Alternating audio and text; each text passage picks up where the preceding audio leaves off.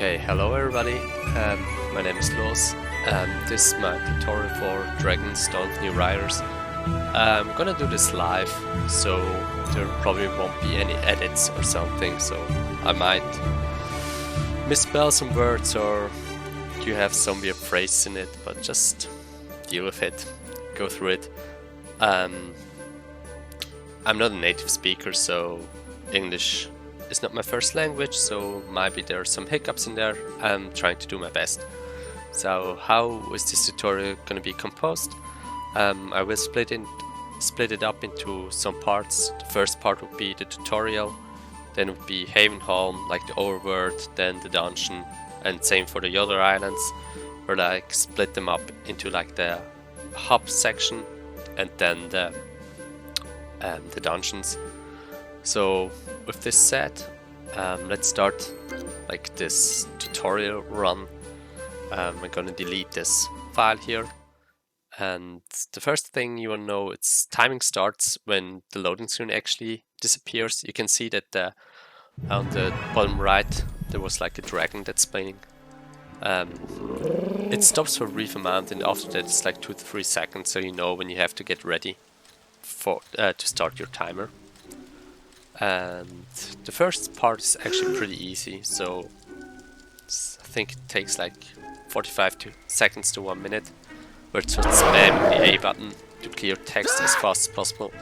As you can see, you kind of have instant text, so every time like the text starts to appear, you press the button again. In my case, I'm using a PS4 controller. You can use an Xbox controller and Nintendo Switch Pro controller.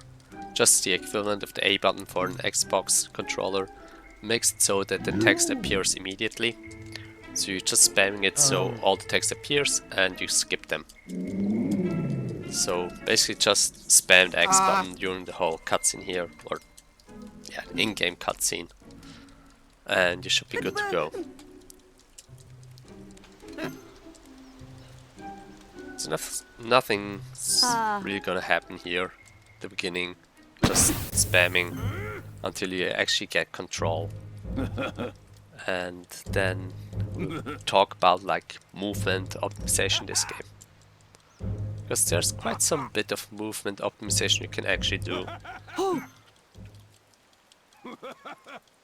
Okay, so first you want to start one roll to get to the 2 treasure chests to the top immediately, and then you keep on spamming the A button so you equip the items immediately.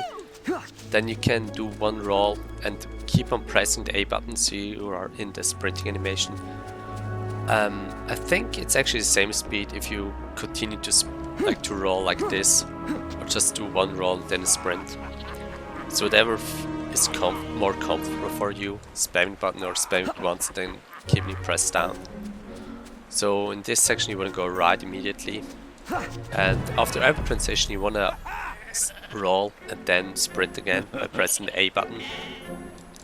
Also after every like camera pan or cutscene you lose your ability, you're not sprinting anymore, so you want to refresh that.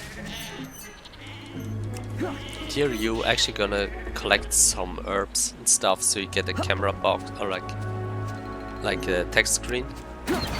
And here they're gonna try to teach you that you need to use your shield, but you can't just dodge all of the arrows. And here's the first skip, so I probably should take like a pause here. So on the left side here you can see on the top left side an enemy. If you walk past a specific point, you start the fight. And how like all the fights in these games are, there's like a barricade that pops up every time you start a fight or the cutscene plays. Every time it shows you that or almost every time it shows you that the barricade goes up. But it turns out that if you're hugging this wall, like down wall here, like this, and go down here, you skip the trigger area for the barricade to actually go up. You don't have to take such a tight line as I did here. But that's kind of basically like the safe route, like really hugging the wall. If you learn this game, you kind of figure out like where you can stand and where not and how to do it. But if you're hugging the wall, like I said, you should be fine. So once you're at this point here, you can just do a roll again, run past the enemy, and you see the barricade is still down. Here's a safety potion. Like all the treasures in the first area, there are safety potions. In the run, we don't actually collect them, but that's something to keep in mind if you're like not sure where to get some potions. Those are like 2 to 3, I think, in the tutorial section. 2 to 3 easy potions you can get. And basically, that's everything you need to know for the tutorial. I'll continue with this tutorial from the tutorial until a certain point, and then I will do a cut. But basically, here's more cutscene, so keep on doing the same. Spam the A button to demand attacks as fast as possible. And there's actually some tech you can use after this cutscene, which I will. That's the reason why I'm still including this for the tutorial, because it kinda still is for the tutorial section. But I explained that. So basically we get our dragon here, we get Patch here, and now like the game really starts. So we can now switch between Patch and Scribbler.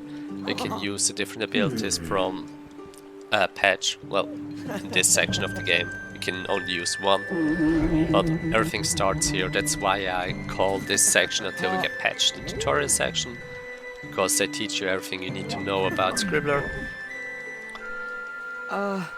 Yeah, that's basically it for this. I will continue until I get past the next transition where I can actually move. So continue to spam the A button. Like you don't need to like pay close attention to it here. So once you're on this screen, you actually want to pay a little bit of close attention, not that much. So you see a terror mail popping up in a bit. This is like the letters in the game.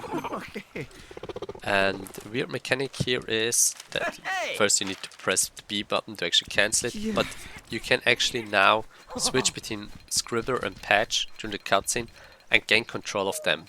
So you can start navigating yourself to the next transition and keep on spamming the A button to actually clear the text faster.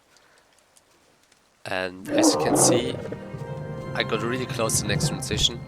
I would not recommend actually triggering the transition, because it can have some weird effects if you do that, like the map deloading happened to me, soft locking happened to me.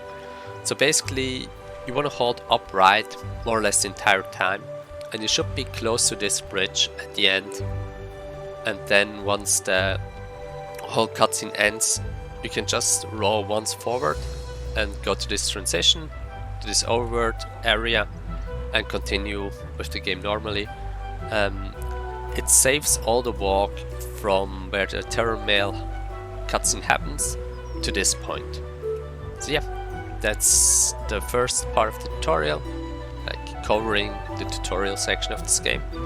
The next part will be about Haven Home, like the whole hub section. So stay tuned, and I see you there.